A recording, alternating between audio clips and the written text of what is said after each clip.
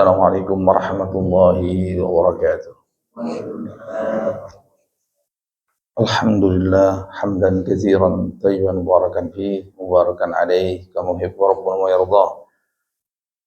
Asyhadu an la ilaha illallah wahdahu la syarika lah wa asyhadu anna Muhammadan abduhu wa rasuluh sallallahu alaihi wa ala alihi wa ashabihi wa man tabi'ahum bi ihsan wa sallim tasliman mazida ma ba'd. Insyaallah taala sebagaimana biasa kita akan lanjutkan urusan kita dari kitab Bulughul Maram yang mana kita sudah sampai ke hadis yang ke-320. Berkata Al-Hafidz Ibn Hajar Al-Asqalani Asy-Syafi'i rahimahullah, an Abdullah bin Umar radhiyallahu anhuma anna Rasulullah sallallahu alaihi wasallam qala salatul jama'ati afdalu min salatil fardhi bi 27 darajah muttafaqun alaih wa lahuma an Abi Hurairah radhiyallahu ta'ala anhu bi 25 juz'an kadzalika al-Bukhari an Abi Sa'id qala darajah. Disebutkan di sini yang artinya dari sahabat yang mulia Abdullah bin Umar, semoga Allah meridhai keduanya, bahwasanya baginda Rasulullah SAW bersabda, salat berjamaah, maksudnya salat fardu, itu lebih utama dibandingkan dengan salat sendirian 27 derajat, 27 kali lipat. Hadis ini disepakati oleh Imam Bukhari dan Imam Muslim tentang kesahihannya. Kemudian dikeluarkan juga oleh Imam Bukhari dan Muslim dari sahabat yang lain. Jadi bukan cuma dari satu sahabat, ya, dari beberapa sahabat, diantaranya juga dari sahabat Abu Hurairah. Artinya tidak sedikit sahabat yang mendengarkan hadis tersebut dari Rasulullah SAW. Nah, dari Abu Hurairah, beliau meriwayatkan dari Rasulullah itu 25 bagian. Kalau Abdullah bin Umar 27.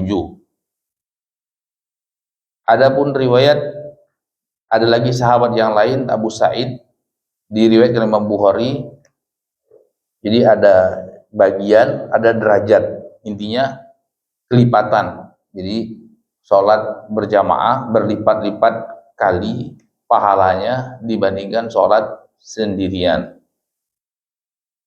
Ya, nanti akan kita jelaskan berbagai pembahasan di situ. Di hadis ini sudah jelas menunjukkan bahwasanya keutamaan sholat berjamaah untuk sholat yang disyariatkan berjamaah. Ya, terutama sholat fardu, atau sholat 5 waktu terutama, atau sholat sunnah yang lain yang disyariatkan untuk berjamaah. Karena kalau sholat yang tidak disyariatkan berjamaah, ya tidak bisa berlipat-lipat, seperti misalnya sholat qobliyah rawatib, ya qobliyah zuhur, ba'diyah zuhur, ya, maka itu bisa menjadi perkara yang bid'ah gitu. Atau sholat tahiyatul masjid, ya kan, ini tidak bisa dipakai untuk dijadikan bahwasanya dia berlipat-lipat. Jadi apa yang dimaksud? Yang dimaksud di sini sholat berjamaah sholat yang disyariatkan untuk berjamaah, sholat yang disyariatkan untuk kita laksanakan secara berjamaah. Jadi kalau sholat yang dilakukan oleh Nabi sendirian, ya sendirian. Tapi sholat yang dilakukan oleh Nabi berjamaah, maka disyariatkan untuk dilaksanakan berjamaah untuk mendapatkan pahala yang lebih dibandingkan kalau kita sholat sendirian. Terus ini juga pernah kita jelaskan, nanti akan kita bahas sekalian. Kemudian yang kedua, yang dimaksud dengan sendirian itu, jadi sholat berjamaah lebih utama dibandingkan sholat sendirian. Maksudnya sendirian itu orang yang sholat sendirian di rumahnya tanpa uzur, kecuali ibu-ibu ya. Memang ibu-ibu kan karena dia ibu-ibu, yang utama lebih baik baginya di rumahnya. Tapi ini untuk laki-laki.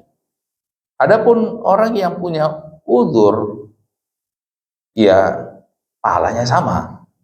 Ya pahalanya tetap sama, maksudnya punya uzur seperti hadis yang diriwayatkan oleh Imam Bukhari. Rasulullah SAW bersabda, "Idza maridul abdu aw safar, kutiba lahu ma kana ya'malu shahihan muqiman." Artinya idza maridul abdu aw safar, kutiba lahu ma kana ya'mal muqiman shahihan. Jadi apabila seorang hamba sakit, jadi kalau kita sakit atau kita sedang safar, kita kan sholatnya sendirian, maka akan dicatat pahala yang biasa dia lakukan ketika sedang sehat dan sedang tidak safar. Artinya kan kalau kita sakit, ya kita tidak bisa pergi ke masjid, atau sakit itu kan bisa sakit permanen, bisa sakit sebentar, intinya pas lagi ada uzurnya, sangat berat untuk pergi ke masjid, atau tertinggal misalnya karena buang hajat dan sebagainya. Ini kan kita dituntunkan untuk menyelesaikan hajat dulu. Setelah selesai buang hajat, ternyata sholat sudah selesai. Nah ketika itu dia tetap mendapatkan pahala seperti biasa, pahala yang 27 kali lipat tadi. Kenapa? Karena dia meninggalkan sholat berjamaahnya dikarenakan ada uzur. Demikian juga ketika safar. Ketika safar, kan namanya orang safar, ya dari Jakarta atau dari Bekasi ke Surabaya misalnya, naik mobil, di tengah perjalanan kan tidak dituntut kita untuk sholat berjamaah, karena itu uzur. Nah, ketika itu kita tetap mendapatkan pahala seperti biasa kita. Artinya kalau memang kita biasanya sedang mukim dan sehat, kita sholat berjamaah, maka ketika kita sakit atau kita safar, kita tetap dapat pahala berjamaah. Kita tetap dapat pahala berkali-kali lipat. Kecuali kalau memang biasanya kita tidak pernah berjamaah, sholatnya di sendirian, bagaimana mau dapat pahala berlipat-lipat kali. Kemudian perlu digarisbawahi bahwasanya dari hadis ini kita pahami sholat sendirian itu tetap sah. Artinya walaupun tanpa uzur. Jadi walaupun tanpa uzur. Jadi seorang laki-laki, kalau ini kita tidak bahas tentang perempuan. Perempuan sudah final bahwasanya perempuan paling utama sholatnya di rumahnya. Lebih besar pahalanya, bahkan lebih daripada 27 derajat tadi. Kalau dia niatkan karena Allah, perintah Allah Subhanahu wa taala.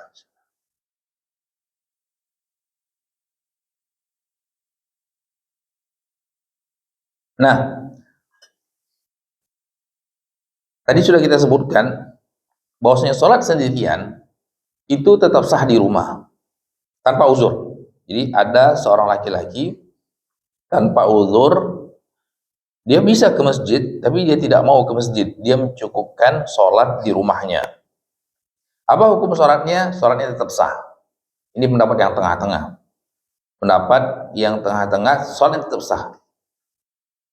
Karena ada sebagian ulama yang cukup ekstrim mengatakan sholatnya tidak sah. Dia harus pergi ke masjid. Jadi ada ulama yang mengatakan sholat bagi laki-laki, sholat berjamaah itu syarat. Kalau tidak dilakukan berjamaah di masjid, maka sholatnya tidak sah.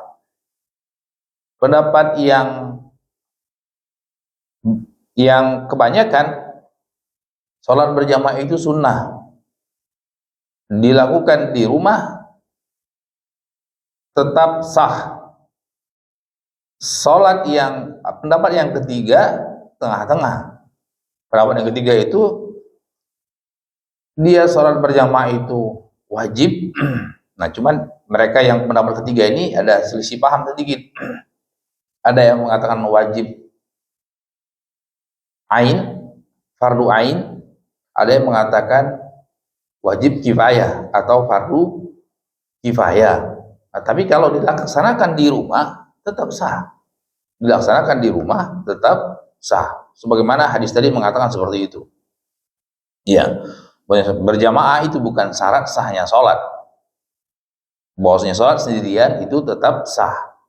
Nah, cuman apakah sah dia tidak berdosa ataukah sah tapi berdosa? Ya, kok bisa ada sholat sah dapat pahala satu sisi, dapat dosa dan satu sisi yang lain? Bisa. Jadi orang melakukan suatu ibadah dapat pahala satu sisi, dapat dosa sisi yang lain. Misalnya apa? Misalnya kita sholat tapi bagi laki-laki dia pakai baju sutra, sholatnya sah, insya Allah dapat pahala kalau ada khusyuknya dan lain sebagainya. Tapi satu sisi dia dapat dosa. Kenapa? Karena dia pakai baju sutra, melanggar perintah Rasulullah SAW. Atau mungkin dia pakai perhiasan emas, bagi laki-laki kan haram. Nah, ketika itu dia satu sisi dapat pahala, satu sisi dapat dosa.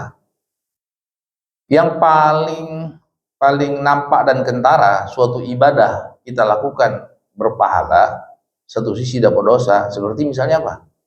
Seperti yang paling nampak kelihatan seperti haji. Seperti ibadah haji. Ya kan? Kita sedang beribadah haji. Misalnya apa? Misalnya banyak kesalahan kaum muslimin itu lewat mikot tidak pakai ihram. Jadi kalau kita pergi haji atau umroh itu kan tidak boleh melewati mikot kecuali pakai ihram. Jadi nah masalahnya kita dari Indonesia itu tidak semua pesawat turun di Madinah, ya. Tapi sebagian turun di Jeddah, ya. Ada juga kalau yang ekspatriat atau yang lain dia turun di Riyadh. Tapi kalau kebanyakan kaum muslimin kalau tidak di Jeddah dia di Madinah. Kalau di Madinah enak, turun pesawat biasanya ke hotel, setelah hotel terus pergi ke Bir Ali atau Zulhulailah namanya. Di situ kita pakai baju ihram, ya kan, pakai baju ihram, terus kita niat ihram dari situ. Tapi masalahnya kalau sudah turun di Jeddah, masalahnya Jeddah itu sudah melewati mikot, ya. Makanya kadang-kadang kalau travel yang lebih hati-hati dan lebih bertanggung jawab, dia bilang, Pak, kita pakai baju ihram dari Indonesia nggak apa-apa, tapi jangan niat ihram dulu, pakai baju ihram, terus kita, kenapa? Karena kita turun di Jeddah. Jadi ibaratnya kalau kita Ka'bah itu titik. Nah, untuk masuk ke Ka'bah itu ada wilayah yang kita harus pakai niat ihram, mikotnya itu, mikot. Nah, tidak boleh lewat mikot kecuali harus berihram. Nah, itu kalau Jeddah itu sudah masuk masalahnya. Ya kan? Nah, itu kalau biasanya travel-travel yang lebih hati-hati dia akan kasih tahu. Ya kan, kalau travel yang tidak mau gampangnya aja ya terserah, di Mekah pun dia nggak perlu pakai ihram. Tapi yang sebagian yang hati-hati, Pak, sebelum kita naik pesawat kita pakai ihram, tapi ya nggak apa-apa pakai baju di luarnya, pakai jaket supaya nggak kedinginan gitu. Nah, nanti biasanya itu ada aba-aba dari kru pesawat, kita sudah hampir lewat mikot. Kalau dari ke Jeddah itu namanya Yalamlam. Ya, makanya, tapi kalau naik darat enak banget. Ya, Yalamlam. Itu mikot yang terdekat. Kalau mikot yang terjauh itu ya Zulhulaifah. Nanti ya karena pesawat itu kan kecepatannya berapa? 800 km per jam. Jadi bus cepat banget kan. Nah, ini kira-kira beberapa menit sebelumnya kita sudah pakai. terus kita copot, mungkin apa namanya, ada jaket, ada apa supaya nggak kedinginan. Langsung kita baca talbiyah. Kalau umroh ya lebih ke Allahumma umrotan, terus sampai ke Mekah kita baca talbiyah. Nah, eh, tidak sedikit kaum muslimin yang menggampangkan, ya ntar aja deh, ada sampai jeda biar lega gitu. Nah, dia telah meninggalkan perkara yang Allah wajibkan. Ketika meninggalkan perkara yang Allah wajibkan, terjatuh ke dalam dosa. Tapi dapat pahala, dapat pahala. Seperti lagi misalnya, walaupun sebagian ulama mewajibkan untuk nyembelih dam, ya, kambing gitu. Misalnya di dalam ibadah haji kan tidak sedikit ketika sedang ibadah haji malah seringkali, saya berapa kali lihat dengan mata kepala sendiri, ini seringkali lihat jamaah yang tadinya di Indonesia kalem sumeh gitu, sudah sampai Mekah itu kayak setan. Emosional sekali, ya. Karena apa? Karena tidak tahan ujian dari Allah SWT. Di Indonesia ramah, kalem, baik, tiba-tiba sampai di sana karena diuji oleh Allah SWT. Padahal di dalam Al-Quran Allah sudah sebutkan ayatnya, apa? Fala rafatha, ayatnya lupa saya, di surah Al-Baqarah. Wala busuk, fala rafatha wala busuk, fala rafatha wala busuk wala jidala fil hajj. Artinya jidal, debat itu terlarang, debat, apalagi berantem, ya kan?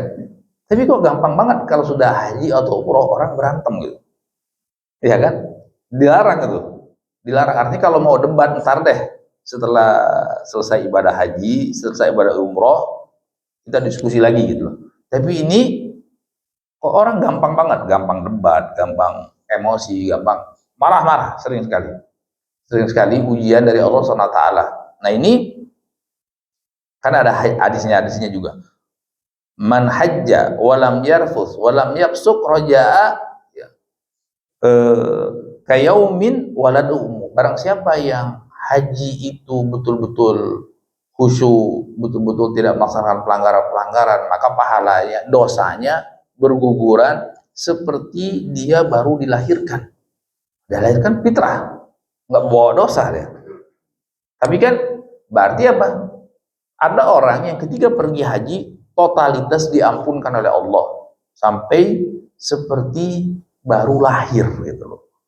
Ya, berarti apa? Berarti ada sebagian jemaah haji yang tidak totalitas, masih ada bopeng-bopengnya, ya kan, dosa-dosanya masih belum tuntas diampunkan oleh Allah karena melakukan sebagian pelanggaran-pelanggaran seperti itu. Jadi tidak heran kalau dalam satu ibadah dia dapat pahala satu sisi, dapat dosa sisi yang lain, Kemudian yang berikutnya, ya, di sini kita bisa lihat, bisa pahami bahwasanya amal soleh itu bisa bertingkat-tingkat derajat keutamaannya di sisi Allah sesuai dengan tata cara melakukannya. Ya. Nah, di sini ada hadis yang menyebutkan 25, ada hadis yang menyebutkan 27. Ya.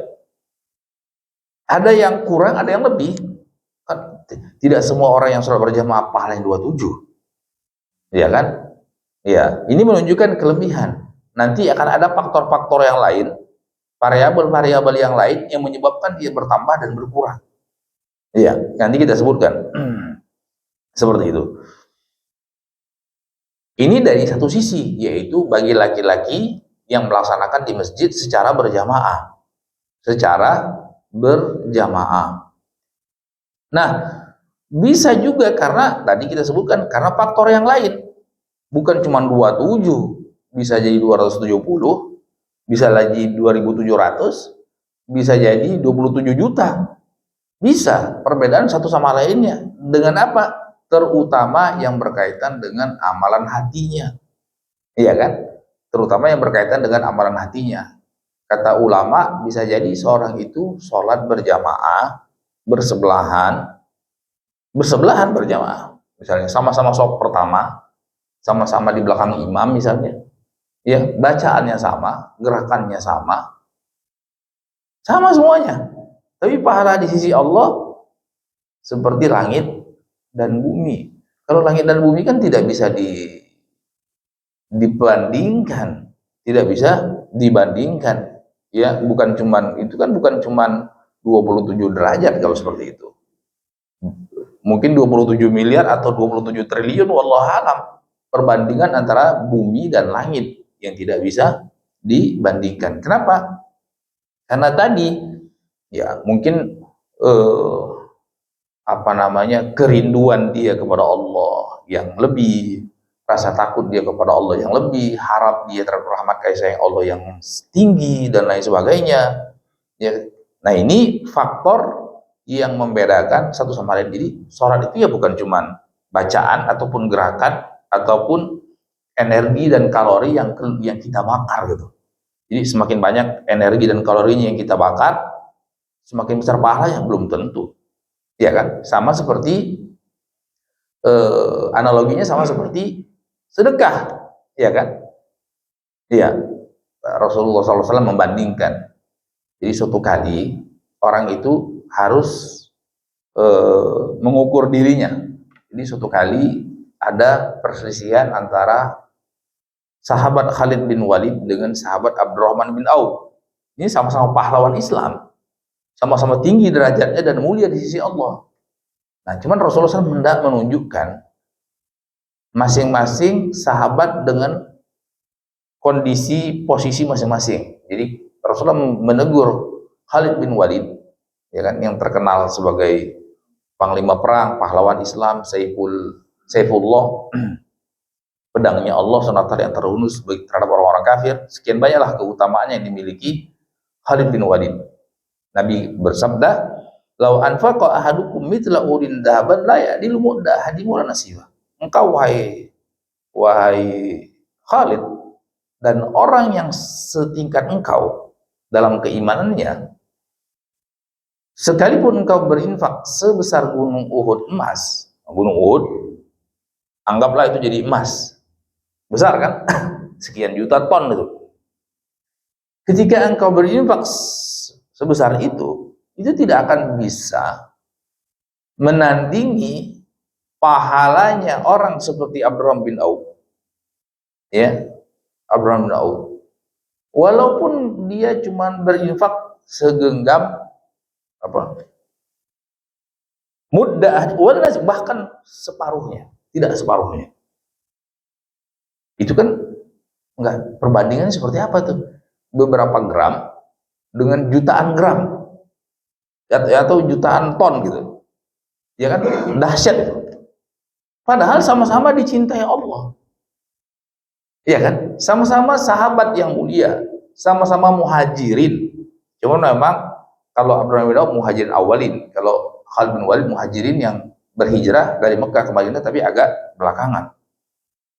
Artinya derajat ketakwaan dan ketinggian derajat di sisi Allah itu tidak bisa diukur semata-mata dengan tampilan fisik. Tidak bisa diukur semata-mata dengan kasat mata. Kalau matematika akan bilang 1 gram lebih besar daripada setengah gram, 1 kilo lebih besar daripada setengah kilo, ya kan? Apalagi 1 ton dibandingkan dengan 1 gram, ya kan? Apalagi 1.000.000 ton dibandingkan dengan 1 gram. Itu kan hitungan matematika. Tapi derajat di sisi Allah tidak semata-mata bisa diukur dengan itu. Tapi ada faktor yang lain, faktor ikhlas, faktor khusyuk, ya kan? Dan semua ibadah perlu khusyuk, perlu menghadirkan hati, ya. Terus faktor tawadu. Artinya semakin orang tawadu dalam beribadah, semakin tinggi derajatnya. Makanya kata Allah, kata Rasulullah, "Man tawadha'a lillah rafa'allah." Barang siapa yang tawadu, merendah. Nah, merendah di sini bukan cuma dalam pergaulan aja. Jadi pergaulan kan ada humble, yang ada tidak mau meninggi, down to earth segala macam. Itu bagus. Tapi yang lebih bagus, ketika kita beribadah kepada Allah itu perlu ke tawadu. Namanya khudu atau tadallul. Jadi semakin kita merendah dalam beribadah, ya, maka semakin tinggi derajat pahala di sisi Allah. Semakin kita merasa spesial dalam beribadah, semakin kita merasa punya tempat di sisi Allah, semakin rendah kita di sisi Allah. Jadi makanya kita lihat para wali Allah, terutama dari kalangan para sahabat Nabi, itu ketika dia beribadah kepada Allah Subhanahu wa taala, itu penuh merendahkan diri, menghinakan diri. Jadi yang dia ingat itu bukan kebaikan dia, tapi kebaikan Allah yang telah memberikan taufik, inayah, dan bimbingan, serta hidayah dan tuntunan untuk dia bisa beribadah tersebut. Ya, makanya Nabi itu selalu ajarkan kepada sahabat, apapun amalan yang kita lakukan, kita kembalikan kepada Allah. Kita bisa sholat, alhamdulillah ya Allah, engkau mudahkan aku sholat. Kita bisa bersedekah, alhamdulillah ya Allah, engkau mudahkan aku sedekah. Kalau engkau tidak mudahkan, tidak bisa aku bersedekah. Ya kan? Rasulullah SAW pernah melantunkan potongan bait syair, dan sahabat ulangi, Allahumma laulak mahtadaina wala sallaina wala saddaqna.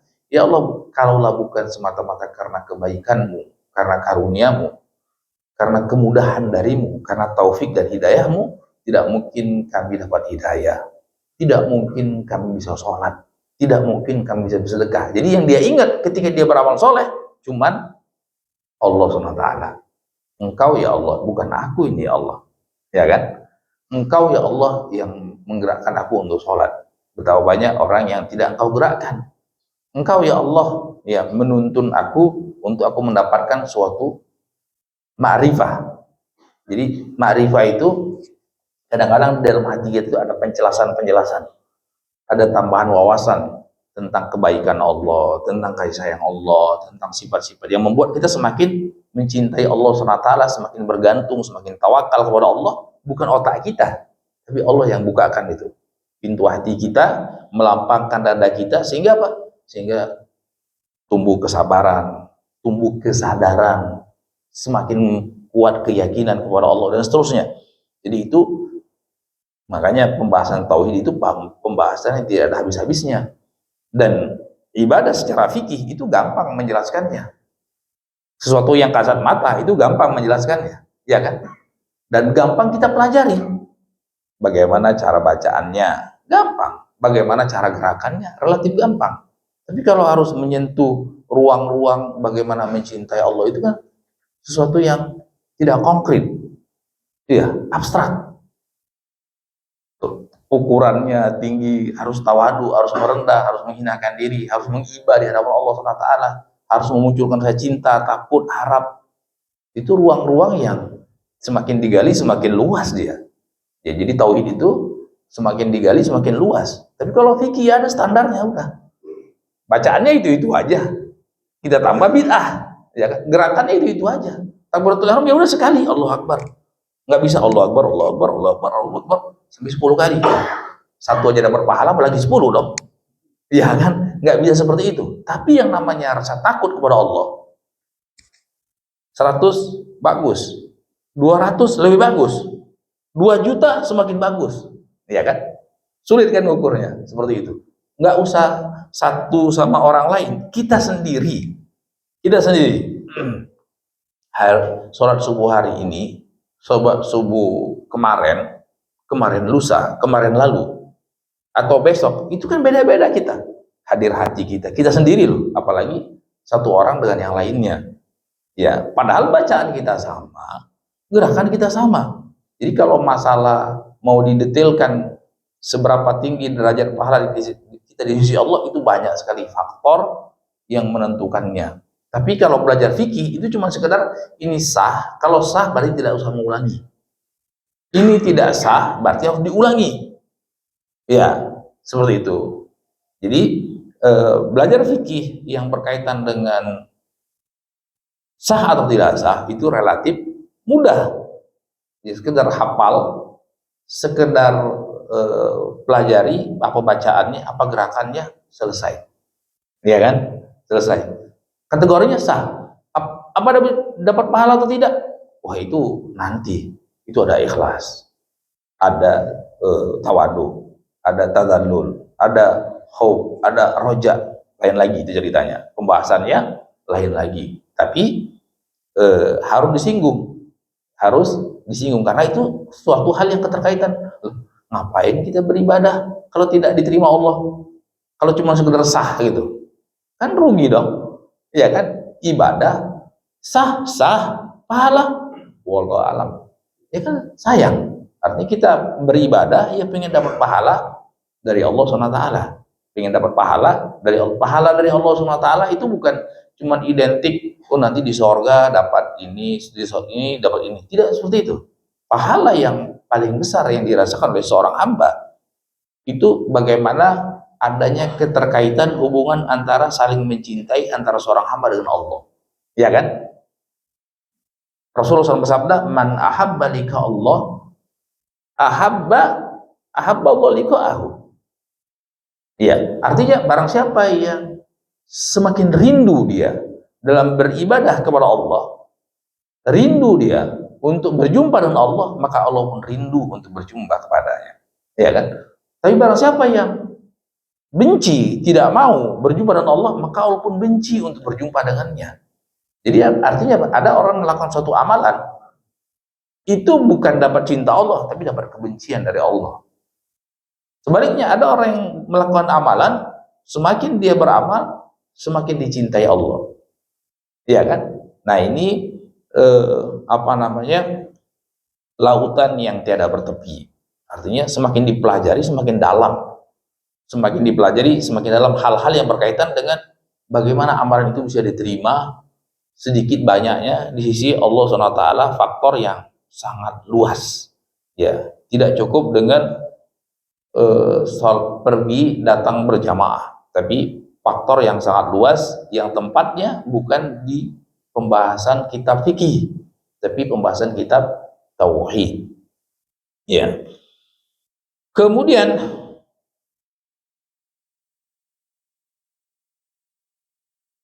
yang berikutnya,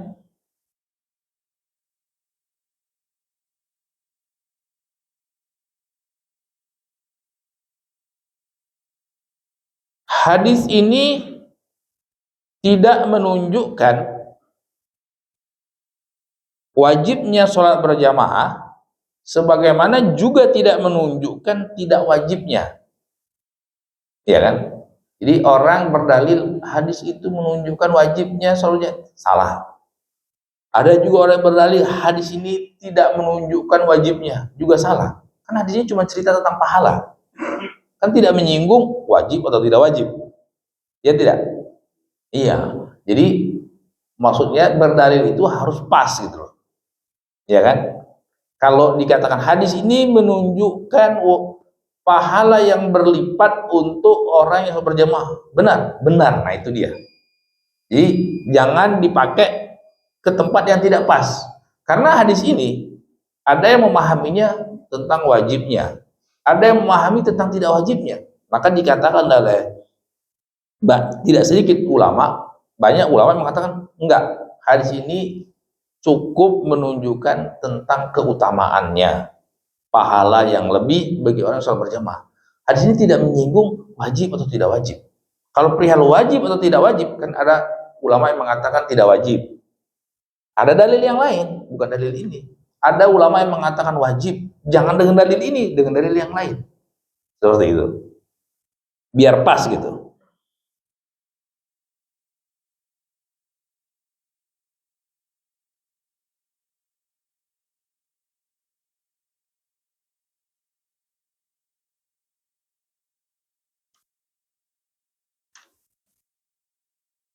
Ya, satu lagi ya, satu lagi. Atau jadi ini hadis-hadis berikutnya, Al-Habib bin Hajar membawakan hadis-hadis, ya, hadis-hadis yang dipakai dalil sebagian ulama untuk mewajibkan sholat berjamaah. Kemudian berikutnya beliau juga bawakan dalil-dalil atau hadis-hadis yang dipakai oleh sebagian ulama yang lain yang tidak mewajibkan. Artinya dia sunnah muakkadah. Tadi kita sebutkan pendapat yang pertama, ada sebagian ulama mengatakan sholat berjamaah itu bukan cuma sekedar wajib, tapi syarat. Kalau tidak berjamaah, sholatnya tidak sah. Ada, walaupun sedikit ulama berpendapat seperti itu. Ada yang mengatakan sholat berjamaah itu sekedar sunnah, ya sunnah muakkadah, sunnah yang sangat ditekankan, tapi dia tidak wajib, ya, tapi dia tidak wajib. Ada ulama yang mengatakan dia tidak syarat, artinya tetap sah dia sholat sendirian, tapi wajib. Nah, terus yang pendapat yang ketiga ini terbagi dua, wajibnya apa dulu? Wajib ain, ya, atau wajib kifayah, fardu ain atau fardu kifayah. Artinya fardu kifayah harus dilaksanakan oleh suatu kampung, suatu wilayah. Kalau tidak ada yang sholat berjamaah, berarti seluruh kampung itu berdosa. Ada sebagian ulama yang seperti itu. Ada ulama yang enggak, itu wajib fardu ain. Masing-masing jiwa, masing-masing laki-laki yang sehat walafiat, yang tidak ada uzur, maka wajib untuk berjamaah. Artinya masing-masing individu, ya, masing-masing individu untuk melaksanakan sholat berjamaah. Nanti insya Allah pada pertemuan-pertemuan yang berikutnya akan kita bahas hadis-hadisnya. Ya, mungkin materi kali ini sampai sini dulu pembacaan hadisnya. Barangkali ada pertanyaan, tafadhol.